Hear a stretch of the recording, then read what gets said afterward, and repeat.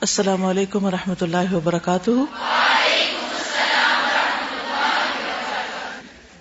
نحمده ونصلی علی رسولہ الکریم، اما بعد فاعوذ باللہ من الشیطان الرجیم، بسم اللہ الرحمن الرحیم، رب اشرح لی صدری ویسر لی امری واحلل عقدۃ من لسانی یفقہوا قولی۔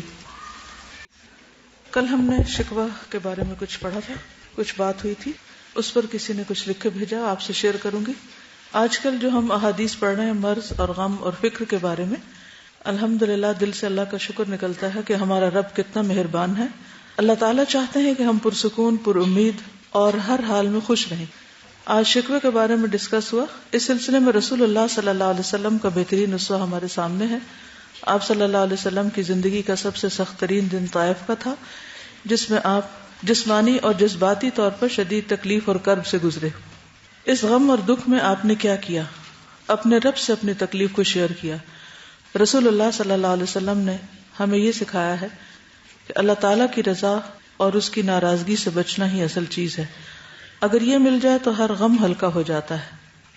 اللہ تعالیٰ سے اپنے غم کو شیئر کرنے اور اپنی تکالیف کا شکوہ کرنے کا کیا فائدہ ہو سکتا ہے؟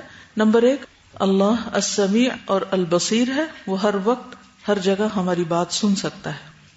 بندوں کو سنانے کے لیے تو انتظار کرنا پڑتا ہے نا۔ اللہ تعالیٰ العلیم ہے، وہ ان باتوں کو بھی جانتا ہے جو ہم بیان بھی نہیں کر پا رہے ہوتے، اور اس تکلیف اور غم کی شدت کو بھی جانتا ہے جو ہم محسوس کر رہے ہوتے ہیں۔ نمبر 3، اللہ تعالیٰ القدیر ہے، وہ ہر طرح سے ہماری تکلیف اور غم کو دور کرنے کی پوری طاقت رکھتا ہے۔ نمبر 4، اللہ تعالیٰ الودود اور الولی ہے، وہ ہمارے راز دوسروں کو نہیں بتاتا۔ اللہ تعالیٰ شکور ہے، وہ ہماری ہر تکلیف اور غم میں صبر پر بے پناہ اجر بھی دیتا ہے۔ اللہ تعالیٰ ہر روز رات کے آخری حصے میں آسمان دنیا پر نزول فرماتے ہیں، جیسے اس کی ہستی کے شایان شان ہے، اور فرماتے ہیں کہ ہے کوئی جو مجھ سے مانگے تو میں اس کو دوں۔ یہ بہترین موقع ہوتا ہے اللہ سے باتیں کرنے کا، اس کے قریب ہونے کا۔ ہمیں یہ یقین رکھنا چاہیے کہ اللہ تعالیٰ الہادی ہے، جو بندہ اس کی طرف آئے وہ اسے تنہا نہیں چھوڑتا۔ لیکن انسان کمزور ہے، اس کو دوسرے انسانوں کی تسلی کی بھی ضرورت ہوتی ہے۔ رسول اللہ صلی اللہ علیہ وسلم بھی اپنے قریبی لوگوں سے اپنی پریشانی شیئر کرتے تھے اور وہ آپ کو تسلی دیتے۔ یہ اپنا آپ لکھتی ہیں کہ میں کچھ دنوں پہلے شدید غم اور دکھ کی کیفیت سے گزری۔ الحمدللہ مجھے ہمیشہ سے یہ عادت ہے کہ میں اپنا غم اللہ سے شیئر کرتی ہوں، استغفار کرتی رہی، اللہ کو پکارتی رہی۔ الحمدللہ اللہ تعالیٰ ہر روز جواب دیتے مختلف طریقوں سے، لیکن جب انسان شدید دکھ میں ہو، جذباتی طور پہ بہت ویک ہو جاتا ہے، ایسے میں شیطان اپنے حملے مزید تیز کر دیتا ہے۔ شیطان کی طرف سے بہت وسوسے آتے رہے۔ اس وقت مجھے کسی ایسے شخص کی ضرورت تھی جو میری بات سنتا اور خیر خواہی سے نصیحت کرتا۔ میں صرف اپنا دکھ شیئر کرنا نہیں چاہتی تھی، بلکہ دوسرے کے منہ سے اپنی بات سننا چاہتی تھی جو مجھے اللہ سے مزید قریب کر دے۔ وہ بات میرے ذہن سے نکل نہیں پا رہی تھی، اور الہدا میں ہوتے ہوئے میری آنکھوں سے کئی بار آنسو بھی جاری ہو گئے، لیکن میرے ارد گرد کے لوگوں نے نوٹس نہیں کیا۔ الحمدللہ میں نے کام میں کمی نہیں آنے دی۔ مجھے آپ کی کلاسز کا ایک سبق یاد آیا کہ جب خود کو نصیحت کی ضرورت ہو تو دوسروں کو نصیحت شروع کر دو، اور موسیٰ علیہ السلام کی مثال یاد آئی کہ کنویں پر جانوروں کو پانی پلانے والی کہ خود بھی شدید تکلیف میں ہو تو دوسروں کی مدد کی طرف توجہ کرو۔ یہ سوچ کر میں نے اپنی ایک ساتھی کو اللہ کے قرب کے بارے میں ایک بات کہی۔ سبحان اللہ، اس کے جواب میں اللہ نے اس کے منہ سے وہ بات نکلوائی جس کی مجھے ضرورت تھی۔ اس نے کہا کہ بندہ اللہ سے جتنی محبت کرتا ہے، اللہ بندے سے اس سے کہیں بڑھ کر محبت کرتا ہے، اور وہ اپنے بندے کو کبھی تنہا نہیں چھوڑتا۔ اس بات نے مجھے بہت تسلی دی۔ اس کو کہتے ہیں الہدا البیانی، کسی کے منہ سے ایسا میسج ملنا جو ہماری ضرورت ہوتا ہے۔ یہاں سے یہ اپنا شکوہ پھر کرتی ہیں آخر میں کہ مجھے سمجھ نہیں آتا کہ ہم دین پڑھ کر بھی دوسروں کے بارے میں اتنے انکنسرن کیوں رہتے ہیں۔ ہم پڑھتے ہیں کہ جو دنیا میں کسی بندے کی تکلیف دور کرتا ہے، اللہ تعالیٰ قیامت کے دن اس کی تکلیف دور کرے گا۔ مومن کے دل میں خوشی کو داخل کرنا افضل اعمال میں سے ہے۔ ہم ان باتوں پر کیا یقین نہیں رکھتے؟ ہم اس کو نیکی نہیں سمجھتے؟ ہم کسی دکھی انسان کو تسلی کے 4 الفاظ کیوں نہیں کہنے آتے؟ ہم ایموشنلی اتنے سست کیوں ہیں؟ شاید اس لیے ہم ابھی تک اپنی ذات کے خول میں بند ہیں۔ آخری پیراگراف جو شکوہ ہے پھر ایک مزید آپ سب سے، اس کا جواب کیا ہے آپ کے پاس؟ مثلا اگر کسی کی آنکھ میں آنسو ہیں تو کیا کرنا چاہیے؟ تسلی دین جی کس بات پہ پوچھنا پڑے گا؟ پھر اور آنسو آئیں گے۔ اپنے جسٹس سے شو کرا دیں. تازہ جو مجھے اپنا لگتا ہے نا فیل ہوتا ہے وہ تو یہ کہ کام کے دوران آئی تھنک ہم اتنے میکینکل سے ہو جاتے ہیں کہ ہم ہیومن ایسپیکٹ ہی چھوڑ دیتے ہیں. ہونا چاہیے نا, کام کر رہے ہیں اور کام ہے, کام میں میکینکل ہونا ہی چاہیے. مثلا میں جب کام کر رہی ہوں تو کئی کیفیات گزر رہی ہوتی ہیں. کبھی ایسی تحریر سامنے آتی کہ میں رونے لگ جاتی ہوں, کبھی کوئی بات یاد آتی ہے, کبھی اللہ کی یاد آتی ہے. تو اس وقت میرا تو قطعاً دل نہیں چاہتا کہ کوئی میری طرف دیکھے بھی. کہاں یہ کہ کوئی مجھ سے پوچھے کہ تمہارے آنسو کیوں آئے, کیونکہ آنسو کا آنا ایک جو بہت ہی ذاتی عمل ہے نا. اور کام کے وقت انشاءاللہ میں جلدی ایک تحریر آپ سے شیئر کرنے والی ہوں کہ کام ہوتا ہے. کام کے وقت جذبات کو ایک طرف رکھنا پڑتا ہے. ہاں, کام کے بعد جب انسان فارغ ہوتا ہے, یعنی کہ آپ راستے میں ہیں, سفر کر رہے ہیں, یا آپ کام کے علاوہ گھر پر ہیں, یا چھٹی کے وقت آپ کے پاس کچھ وقت ہے اور آپ بیٹھ کے کسی سے کچھ ڈسکس کر رہے ہیں, شیئر کر رہے ہیں, وہ ایک الگ وقت ہے. لیکن اگر اس وقت میں مثلا پڑھا رہی ہوں آپ کو, یہ اس وقت میں کام پہ ہوں نا, یا نہیں کام پہ ہوں, اور اگر اس وقت میں رونا شروع کر دوں یا میری آنکھوں میں آنسو آئے اور آپ سب مجھ سے پوچھنا شروع کر دیں, تو پھر کیا ہوگا؟ کام کس وقت ہوگا؟ جی, اگر تو کوئی جینوئن ایسی چیز ہے کہ دوسرا شخص محسوس کرتا ہے اور آ کے آپ کے دل کی وہ کرتا ہے تھوڑی بہت, وہ تو ٹھیک ہے. لیکن یہ کہ ہمیں لوگوں سے یہ ایکسپیکٹ نہیں کرنا چاہیے, بالکل نہیں کرنا چاہیے. یعنی ہماری ایکسپیکٹیشن یہ نہیں ہونی چاہیے کہ ہماری آنکھ میں آنسو آ رہا ہے یا ہمیں کوئی مسئلہ ہے تو دوسرا لازمی طور پر آ کے ہمیں ڈھارس بندھائے ہماری, بلکہ ہمیں خود ہی اتنا اسٹرانگ ہونا چاہیے. اور جو ابھی جتنا بھی ہم پڑھ رہے ہیں اس میں یہی ہے کہ ہم اپنا شکوہ کہاں کریں. دوسری بات یہ کہ یہ دوسروں کے بہاف پہ ہے کہ وہ کسی کی ڈھارس بندھا رہے ہیں کہ نہیں بندھا رہے, یعنی یہ ان کا عمل ہے. دیکھیے, دو چیزیں ہوتی ہیں نا. ایک تو مثلاً پتا ہے کسی کو کہ اس شخص پر یہ حادثہ گزرا ہے, ٹھیک ہے نا. اگر پتا ہے اور اس حادثے کے بعد آنسو آ رہے ہیں, کوئی فوت ہو گیا مثلاً, یا کوئی اور ایسا مسئلہ ہوا ہے جس کا سب کو علم ہے, اس وقت تو دوسروں کا فرض بنتا ہے کہ وہ پوچھے. لیکن اگر کسی کو علم ہی نہیں تو اس صورت میں کیسے پوچھا جائے گا؟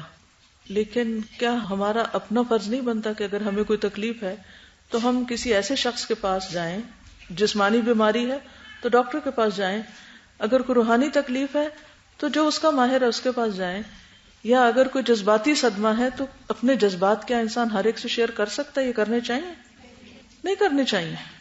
اگر کوئی قریبی دوست ہے ہمارا تو اس کے ساتھ ہم کر سکتے ہیں. لیکن میرا تجربہ یہ ہے کہ بہت دفعہ جب آپ اپنے اوپر گزرنے والے حادثے کو کسی انسان سے شیئر کرتے ہیں تو وہ اس کو سمجھ ہی نہیں آتی, کیونکہ وہ اس سے گزر نہیں رہا. نتیجہ کیا ہوتا ہے؟ وہ کوئی ایسی الٹی پلٹی نصیحت کرتا ہے کہ آپ اور بدمزہ ہو جاتے ہیں. اصل میں نے یہ ایشو اس لیے چھیڑا کہ یہ ہر دوسرے بندے کا مسئلہ ہے, یہ صرف ایک کا نہیں ہے.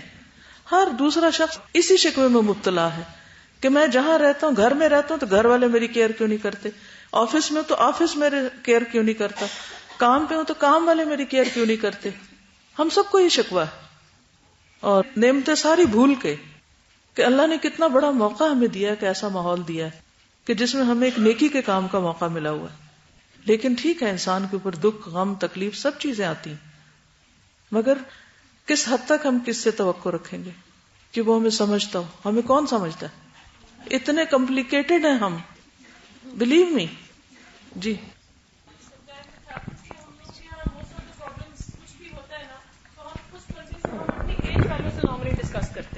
ہمیں یہ نہیں پتا کہ ہم نے کس بندے سے ڈسکس کرنا. کسی بڑے سے مشورہ لیں جو عقل مند ہے, جو سچویشن سے گزر چکے ہیں. ہم مشورہ لیتے ہیں, جس طرح میں اس سے مشورہ لے رہی ہوں کہ ہاں مجھے بتاؤ, اس پہ نہ وہ پرابلم گزری, نہ اس نے کبھی ایکسپیرینس کی ہے, وہ مجھے اپنی عقل کے مطابق مشورہ دیں گے.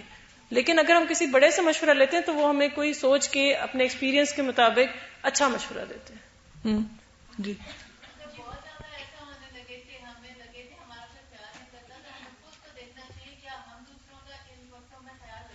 Very good point. یعنی اگر ہمیں یہ شکوہ ہو کہ دوسرے ہمارا خیال نہیں رکھتے تو پھر ہمیں اپنا بھی جائزہ لینا چاہیے کہ کیا ہم دوسروں کا رکھتے ہیں, کیونکہ تعلقات ہمیشہ دو طرفہ ہوتے ہیں, یہ یاد رکھیے.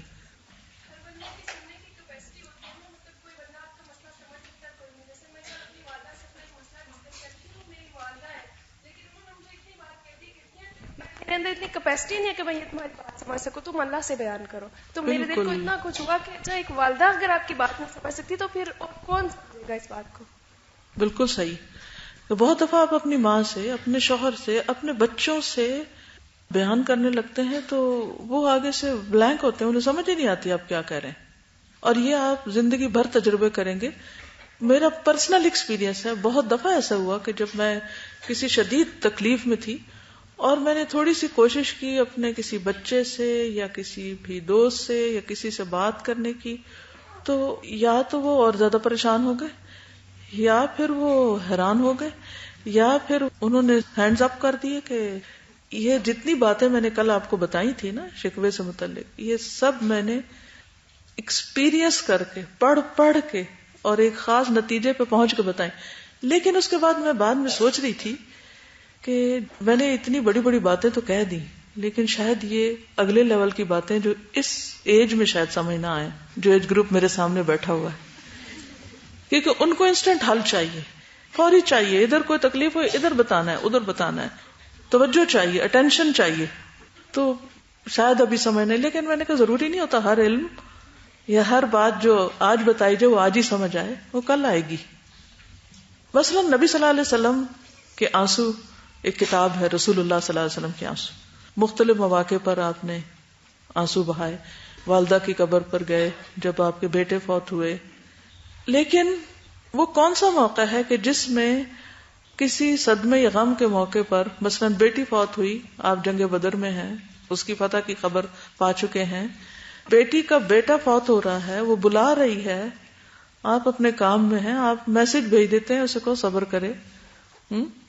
وہ کون سے مواقع ہیں کہ جہاں صحابہ کرام کام کاج چھوڑ کے بیٹھ گئے ہیں رونے دھونے.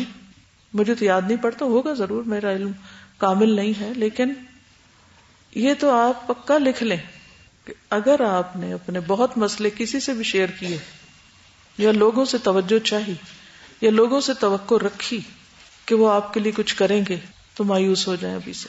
وہ نہیں کر سکتے کچھ, وہ کچھ نہیں کر سکتے آپ کے لیے. فقیر ہیں, انتم الفقراء واللہ هو الغنی. اور یہ بھی آپ دیکھیں گے کہ جن کے ساتھ آپ بہت مسئلے شیئر کرتے ہیں نا, کچھ دنوں کے بعد جب ان کا مزاج بدلے گا, بات دوبارہ آپ پر ہی پڑے گی کہ قصور آپ کا ہی ہے یا آپ کا ہی تھا. ہاں, ہم ڈرنا شروع کر دیں گے کسی کو نہ بتا دیں. جی آپ سازا, ایک بک ہے نا سیکرٹ, اور انہی آتھر کی بک ہے پاور. تو وہ سارا اسی کے اوپر ہے کہ مائنڈ, جو ہم سوچ رہے ہوتے ہیں وہی چیز حقیقت بن جاتی ہے. جو ہم بہت زیادہ سوچتے ہیں اور پھر اس سے زیادہ بڑھ کے جس چیز کا پرچار کرتے ہیں, جس کا تذکرہ, یعنی وہ سوچ سے ہمارے تبصرے میں آ جاتی ہے. تو اب اس سے یہ چیز ریلیٹ کر کے اتنی ہو رہی ہے کہ بیماری میں بھی اس کا تذکرہ یا دکھ درد میں بھی اس کا آپ صرف ایک شیئر کرنے سے حاوی ہے. وتواصوا بالحق وتواصوا بالصبر کی بھی بات ہوتی ہے. وہ پھر کیسے ہوگی اگر پتہ ہی نہیں کہ دوسرا رنج میں ہے یا غم میں ہے یا کچھ, وہ ان ظاہری صدموں پر ہے. ٹھیک ہے نا, ایک وہ ظاہری صدمے ہیں نا کہ آپ بیمار ہو گئے, آپ کے اوپر کوئی مالی آفت آ گئی, وَلَنَبْلُوَنَّكُمْ بِشَيْءٍ مِّنَ الْخَوْفِ وَالْجُوعِ وَنَقْصٍ مِّنَ الْأَمْوَالِ وَالْأَنفُسِ وَالثَّمَرَاتِ. یہ وہ چیزیں ہیں جو سب کو نظر آتی ہیں نا کہ دوسرے کا نقصان ہو گیا, اس میں تو وتواصوا بالصبر ہو جائے گی. کچھ چیزیں ایسی ہوتی ہیں کہ جو شیطان کی طرف سے بہت بڑی بنا دی جاتی ہیں نا, بات بہت چھوٹی ہوتی ہے اور اس کو ہم اتنا فیل کر جاتے ہیں کہ جیسے قیامت گزر گئی ہو, اور تھوڑی دیر کے بعد خود بھی ٹھیک ہو جاتے. 2 دن پہلے کسی نے مجھے میسج کیا کہ میں بہت پریشان ہوں, میں اتنی پریشان ہوں کہ مجھے لگتا ہے مجھے کسی وقت ہارٹ اٹیک ہو جائے گا. اب آپ کسی کی طرف سے یہ بات سنیں تو آپ کیا کریں گے؟ ہاں, مثلا کوئی آپ کو لکھ رہا ہے کہ میں اتنی پریشان ہوں کہ لگتا ہے مجھے ہارٹ اٹیک ہو جائے گا, آپ کیا کریں گے؟ کہ اب میں فوراً کیا کروں؟ اس سے رابطہ کریں. ٹھیک ہے, تھوڑی بہت تو آپ اسے تسلی دے دیں, اس کے بعد کیا کریں؟ اسے دعا کر لیں. ٹھیک ہے, لیکن آپ خود کیا کریں؟ خود بھی ہارٹ اٹیک کروا لیں, یعنی خود بھی پریشان ہونا شروع ہو جائیں. سب سے پہلے تو اپنے آپ کو سنبھالیں کہ کسی کی بات سے انفلوئنس نہ ہو.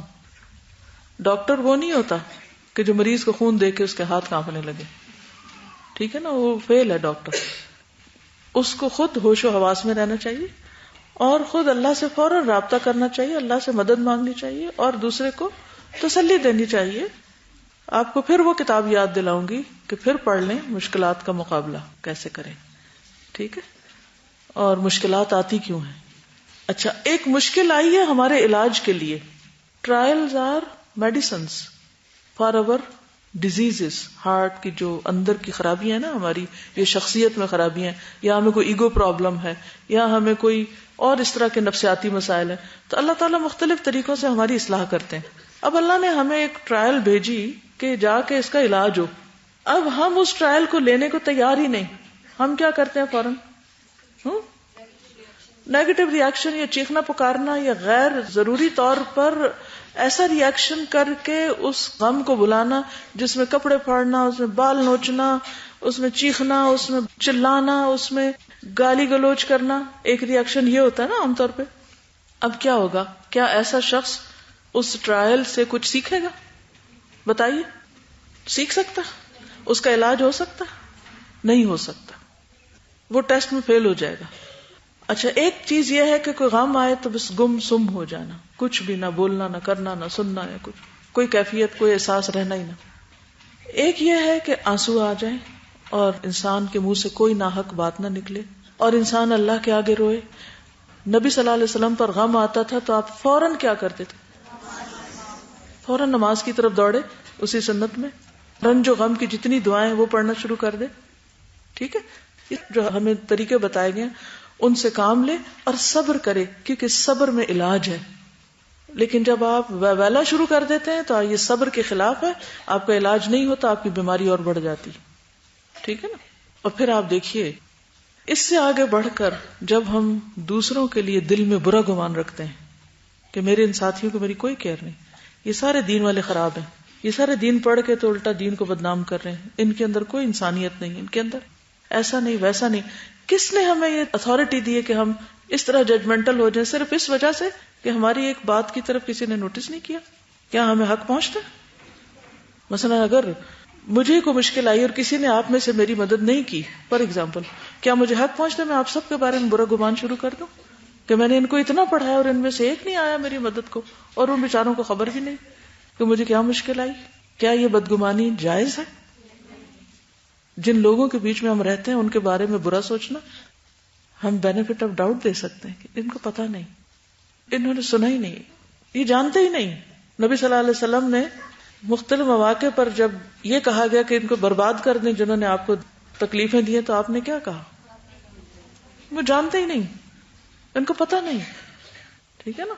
کیونکہ جب انسان یہ سوچنے لگتا ہے تو صبر بھی ختم ہو جاتا ہے، شکر بھی ختم ہو جاتا ہے، اور وہ جو امتحان ہے جس کے لیے وہ کڑوی دوا آئی ہے، کیونکہ دل کی خرابیوں کا علاج کڑوی دواؤں میں ہے، وہ کڑوی دوا گر جائے گی باہر، اس کی کڑواہٹ ہم محسوس نہیں کریں گے، صبر نہیں کریں گے، نتیجتاً ترقی نہیں ہوگی روحانی. علم جتنا مرضی بڑھ جائے، اخلاق اور اللہ سے تعلق اور اللہ کی معرفت حاصل نہیں ہوگی. پھر اگر ہم نے چینلائز نہیں کیا اس کو، چھوٹی تکلیف ہو یا بڑی، اس کو چینلائز کرنا سیکھیں، کیونکہ زندگی ٹرائل سے بھری ہوئی ہے، مسائل سے بھری ہوئی ہے، مشکلات سے بھری ہوئی ہے. جنت کا راستہ ناپسندیدہ چیزوں سے بھرا ہوا ہے. ہر لمحے آپ کو کوئی نہ کوئی ایسی چیز دیکھنی، سننی، محسوس کرنی پڑے گی، اور کچھ نہیں تو جو دشمن شیطان ہے ہر وقت وسوسے ڈالے جا رہا ہے. تو ان سب چیزوں کا مقابلہ کرنا آنا چاہیے، نہ کہ شکوہ. جی، قرآن میں تو یہ آتا ہے کہ جب بھی تمہیں کوئی مصیبت آتی ہے تمہارے اپنے ہاتھوں کی کمائی کی وجہ سے آتی ہے. تو جب کوئی مصیبت آتی ہے ہم بجائے اپنے اوپر غور کرنے کے کہ ہمارے ہاتھوں نے کیا کمایا، کہاں ہم سے غلطی ہوئی، اور پھر اللہ سے معافی مانگنے کے بجائے ہم باہر کے اسباب دیکھنا شروع ہوتے. اس نے میرے ساتھ یہ کیا، اس نے میرے ساتھ یہ کیا، ایسے ہوا ویسے ہوا. تو پہلا سٹیپ تو یہ ہے کہ ہم دیکھیں کہ ہم سے کیا ہوا اور اس میں غور و فکر. پھر جس طرح حدیث میں بھی آتا ہے کہ جس مومن کو جب اللہ باندھتا ہے تو اس کو سمجھ آ جاتی ہے کہ مجھے کیوں باندھا گیا اور مجھے کیوں کھولا گیا. تو اس سے یہ پتا چلتا ہے کہ اپنے اوپر بہت غور کرنے کی ضرورت ہے. جی سوال کیجئے. ایمان کا ظاہر ہے سب سے لیول ہے یہ بڑا کہ ہم اللہ تعالیٰ کے سامنے صرف اپنا شکوہ رکھیں. اور نبی صلی اللہ علیہ وسلم کا بھی جو بات بتائی، واقعی ایسا ذہن میں نہیں آتا کہ کوئی ایسی مثال ہو سوائے وہ بالکل شروع کی وحی کا جو مشکل مرحلہ تھا اس کے. لیکن یہ کہ جتنے بھی لوگ ہوتے ہیں سب کا ایک لیول نہیں ہوتا ایمان کا، اور اس میں یہ ہوتا ہے کہ مثلا ہم دیکھتے ہیں نبی صلی اللہ علیہ وسلم نے تو نہیں ایسا کیا، لیکن لوگ آپ کے پاس آتے تھے اور آپ سے آ کے اپنی مشکلات یا جو بھی ان کو دکھ تکلیف ہوتی تھی اس کو ڈفرینٹ لوگ بیان کرتے تھے، اور جو بھی ممکنہ صورتحال ہوتی تھی آپ صلی اللہ علیہ وسلم کو کسی کو دعا دینی ہے یا کسی کو کوئی اور مادی ضرورت ہے یا جو بھی چیز تھی اس کو آپ صلی اللہ علیہ وسلم نے پورا کیا. تو ایسے میں یہ کہ جب ایمان کے مختلف لیولز ہیں سب لوگوں کے، تو اس میں بہت سے لوگ ایسے ہوں گے کہ بہرحال وہ شکوے کریں گے اور ان کا پھر حل بھی بتانے والے لوگ ہونے چاہیے. یہ ایک عادت بھی ہوتی ہے اصل میں، مختلف لوگوں کے ساتھ چونکہ ملتی رہتی ہوں نا، اور کچھ لوگوں سے سالوں کا تعلق ہے، تو اس میں دیکھتی ہوں کہ ہر ایک کا مزاج فرق ہوتا ہے نا، اور وہ مزاج ان کے ماحول کی پیداوار ہوتا ہے. بعض اوقات ان کی زندگیوں میں کچھ محرومیوں کی وجہ سے ہوتا ہے، بعض اوقات کسی کی بے وفائی کی وجہ سے کوئی ایٹیٹیوڈ ڈیولپ ہو جاتا ہے. اور کچھ لوگوں میں دیکھتی ہوں کہ اپنی ان چیزوں پہ وقت کے ساتھ ساتھ ایسا قابو پاتے ہیں ماشاءاللہ، اتنا زبردست چینج آتا ہے ان کے اندر. کچھ لوگ بڑے ہو کے بوڑھے ہو کے بھی میچور نہیں ہوتے. یہ مختلف طرح کے مزاج ہیں اور اللہ انہیں بنائے ہیں مختلف، اور ان کے لیے مختلف چیزیں ٹیسٹ ہیں.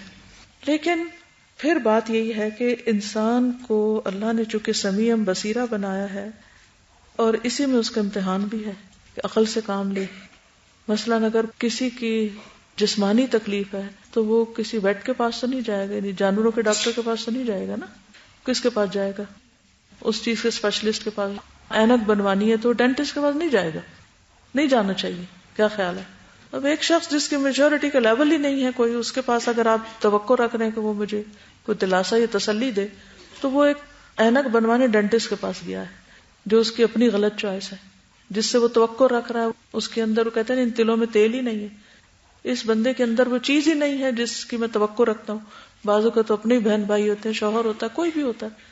لیکن انسان کی ویکنس یہ ہوتی ہے کہ پلٹ پلٹ کے اسی کی طرف جاتا ہے، پلٹ پلٹ کے اسی کو سہارا بناتا ہے. اور اللہ چاہتا ہے کہ ہم بندوں کو سہارا بنانے کے بجائے حسبی اللہ و نعم الوکیل کہیں.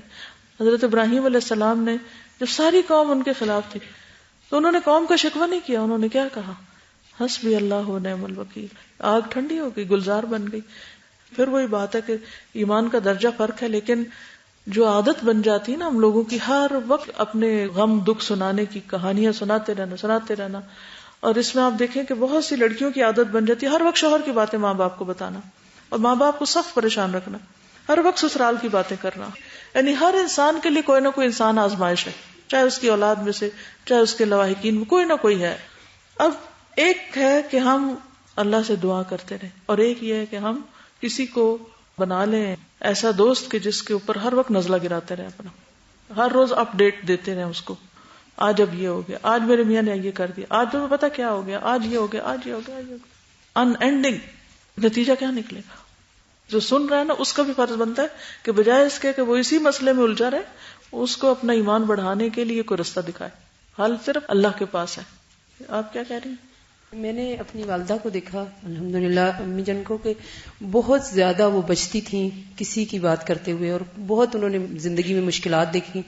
تقریباً 13 سال سوتیلی ماں کے ساتھ رہیں، لیکن انہوں نے ہمیں کبھی کوئی غلط بات نہیں بتائی تھی. دوسروں سے ہمیں بہت سی باتیں پتہ چلیں کہ ان کے ساتھ یہ ہوا فلاں وقت، تو وہ مطلب بات کرنا بھی پسند نہیں کرتی تھی.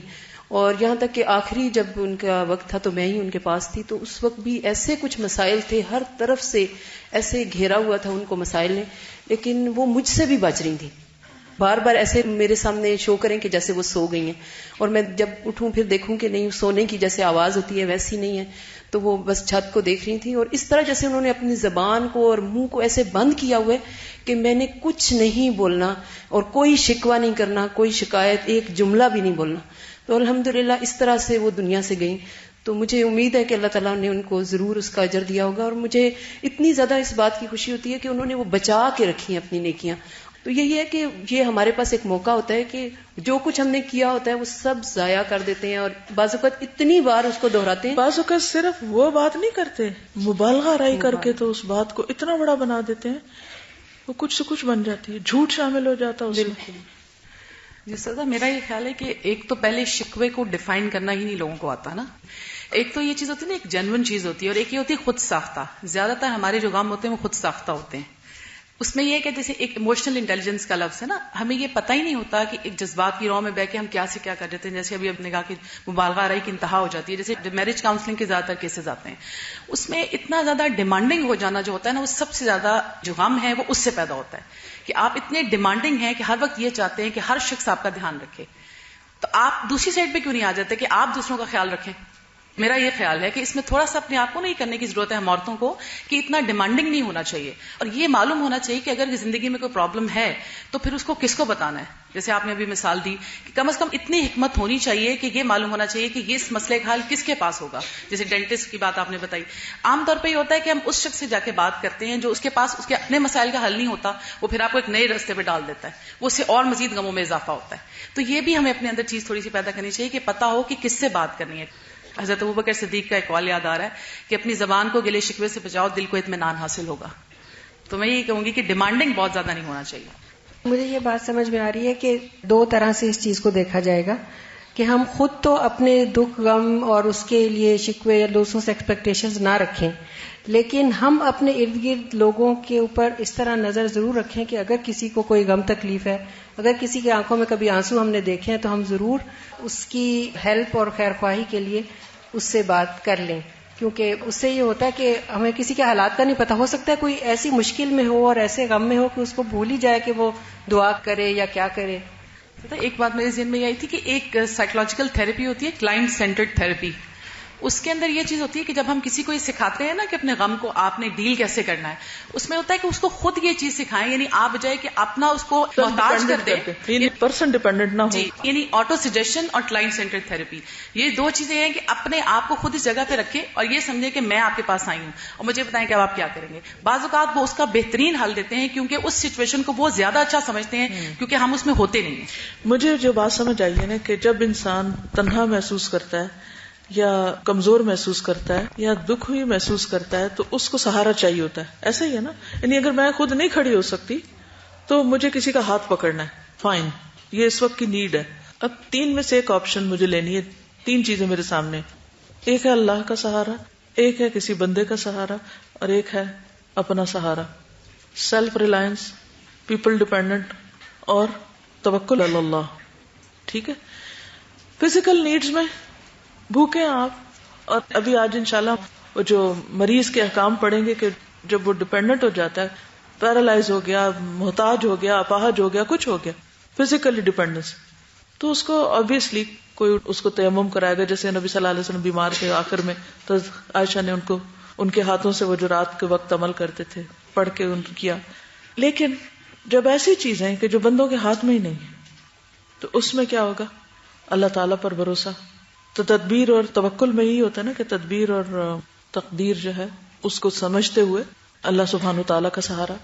پھر اس کے بعد تیسری چیز یہ ہے کہ کچھ چیزیں ایسی ہیں کہ جس میں آپ کو یعنی کہ سیلف مینجمنٹ کرنی ہوگی، اپنے آپ کو مینٹین رکھنا ہوگا، اپنے لیے خود بہت ساری چیزیں کرنی ہوگی. اس کے لیے آپ پہلے سے لسٹ بنا کے رکھیں کہ اگر مجھ پہ یہ کیفیت آئے تو مجھے کیا کرنا ہے. مثلاً اگر آپ کو کچھ جسمانی بیماریاں ہیں، اگر مجھے یہ بیماری ہے تو یہ دوا ہے میری، اس کو ٹیگ کر کے رکھ لیں، گھر والوں کو بھی بتا دیں. کیونکہ جب تکلیف آتی ہے تو بندے کو بھول جاتا ہے کہ میں نے کیا کھانا ہے، دوا کھانی بھی بھول جاتا ہے. تو مختلف چیزوں کو مختلف طرح سے آپ مینج کریں گے. تو وہ لسٹ بنائیں کون سی چیزیں ہیں جو میں اپنے لیے خود ہی کر سکتا ہوں، کون سی چیزیں ہیں جن میں مجھے لامحالہ بندوں کی ضرورت ہے، میں خود نہیں کر سکتا، مجھے ان چیزوں میں بندوں کی ہیلپ چاہیے. اور کون سی چیزیں ایسی ہیں جو نہ میرے اپنے ہاتھ میں نہ بندوں کے ہاتھ میں، وہ صرف اللہ نہیں کرنی ہے. ویسے تو جو خود بھی کرتے ہیں اس کے ساتھ بھی اللہ ہی کے اوپر بھروسہ، جو بندے ہمارے لیے کرتے ہیں اس میں بھی دراصل اللہ ہی پہ بھروسہ کہ اللہ ہی ان کے ذریعے کروائے گا، اللہ ہی ان کے دل میں رحم ڈالے گا. اور وہ کون سی چیزیں ہیں جو کسی کے بھی ہاتھ میں نہیں ہے، کوئی بھی نہیں کر سکتا، صرف میرا رب کرے گا.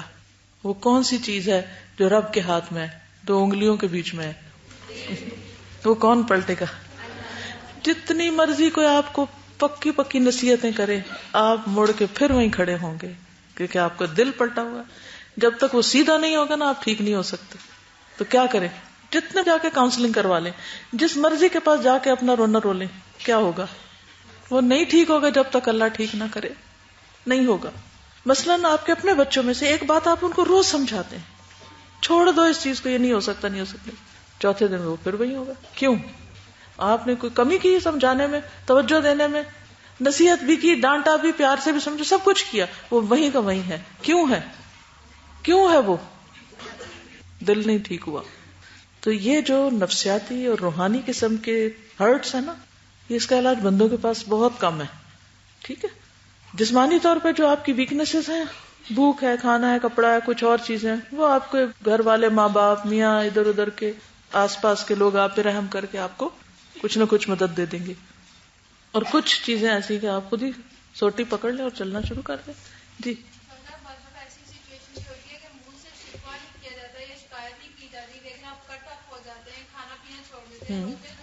ٹھیک ہے. اس صورت میں آپ اس کو کھانا پیش کریں، اس کو پیار سے بات کریں، اس کو لکھ کے میسج دیں، اس کو کوئی پھول پیش کریں، اس کی دلداری کریں. ٹھیک ہے نا. یعنی آپ دیکھ رہے ہیں کہ ایک بندہ کھانا نہیں کھا رہا، ایک بندہ اٹھ ہی نہیں رہا، وہ بستر پہ پڑا ہوا، تو آپ کہیں وہ خود ہی سنبھالے اپنے آپ کو؟ نہیں، آپ جا کے اس کو تسلی دیں. لیکن وہ بندہ جو ہے وہ جب تک خود فیصلہ نہیں کرے گا نا کہ اس نے اس مصیبت سے باہر نکلنا ہے، اس کو پوچھ سکتے ہیں نا. پھر آپ کو یہ نظر آ رہا ہے نا کہ وہ لیٹا ہوا ہے، آپ کو نظر آ رہا ہے کہ وہ رو رہا ہے، یعنی اس کے آنسو آپ کو بلا رہے ہیں کہ مجھے ضرورت ہے آپ کی. ٹھیک ہے. اس وقت آپ ضرور پوچھیں اس سے. لیکن اگر نظر ہی نہیں آئے اور آئے اور آپ خود ہی پی گئے اور کسی کو پتا نہیں چلا، تو اس صورت میں وہ نہیں آ سکتا آپ کے پاس. ٹھیک. آج کل یوتھ میں جو سب سے زیادہ پرابلم ہے وہ فیس بکنگ کا ہے. کوئی مسئلہ ہو جائے فٹافٹ فیس بک. میں اپنی بہن کے ساتھ کل یہ ڈسکس کری تھی کہ لوگوں کو اتنے بڑے بڑے مسئلے ہوتے ہیں لیکن اس وقت بھی ان کو فیس بک پہ اسٹیٹس اپڈیٹ کرنا یاد ہوتا ہے. مجھے یہ سمجھ نہیں آتی. ایون یہ کہ کل میں اپنی بہن کے ساتھ ڈسکس کری تھی کہ اس کی کوئی فرینڈ تھی اور ڈلیوری میں 2 دن رہ گئے تھے اور اس نے ہاسپٹل میں اسٹیٹس اپڈیٹ کر دیا. تو میں اپنی امی کو کہہ رہی تھی کہ اس قدر اس کو تکلیف ہے. ہم روز سنتے ہیں اتنی تکلیف ہوتی ہے، اتنی تکلیف ہوتی ہے، لیکن میں سوچ رہی تھی اتنی تکلیف میں اس کو اسٹیٹس یاد رہا. یہ حال ہے. اور فیس بک لگا کے دیکھ لیں، دنیا کا کوئی مسئلہ ہو جائے، ہم یہ کہتے ہیں نا کہ موڈ آف ہوتا ہے، بات کرنے کو دل نہیں کرتا، کسی کی شکل دیکھنے کو دل نہیں کرتا، کونے میں جا کے بیٹھ جائیں.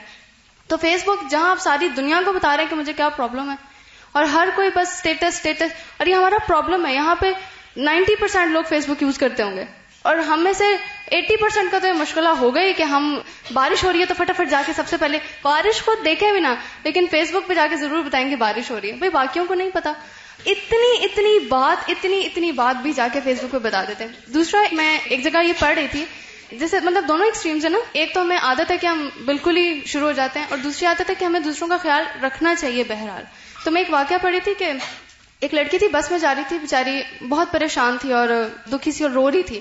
تو اس کے ساتھ ایک اجنبی خاتون آ کے بیٹھی اور بالکل نہیں جانتی تھی وہ کون ہے، کچھ بھی ہے. تو وہ رو رہی تھی بہت زیادہ. تو اس نے اس کا ہاتھ پکڑا اور اس کا ہاتھ پکڑ کے صرف اتنا کہا کہ فکر نہ کرو، اللہ تعالیٰ سب کچھ ٹھیک کر دیں گے. اور جتنی دیر وہ بس میں اس کے ساتھ بیٹھی رہی نا، تو مضبوطی سے اس کا ہاتھ پکڑ کے بیٹھی رہی. تو اس لڑکی نے اپنی فیلنگز لکھی ہوئی تھی کہ مجھے اتنا حوصلہ ہوا اس بات سے، اتنا حوصلہ ہوا، کیونکہ ایٹ ٹائمز جب ہم بیمار ہو جاتے ہیں، پریشانی میں ہوتے ہیں، تو ہم صرف اسی چیز میں انڈلج کر جاتے ہیں نا، ہمیں اللہ یا دعائیں یاد نہیں رہتی، تو ہمارے دل کو ہمت ملتی ہے. تو دونوں چیزیں، دونوں کا خیال رکھنا چاہیے. دیکھیں، جب ہم کسی کا رکھیں گے نا تو کوئی ہمارا بھی رکھے گا. یہ 2 طرفہ ہوتا ہے. ریلیشن شپ ہمیشہ 2 طرفہ ہوتا ہے. اگر آپ ہر وقت اپنے خول میں بند رہیں اور صرف تکلیف کے وقت آپ سمجھیں کہ کوئی اپنے خول سے دوسرا نکل آئے باہر، تو یہ مشکل ہوگا. جی فیس بک کا علاج بتائیے. کریں نہ، کبھی ان کو کمنٹ نہ دے کے، کبھی ان کو رپلائی نہ کریں، بالکل اگنور کریں تو وہ دینا بند کر دیں گے انشاءاللہ.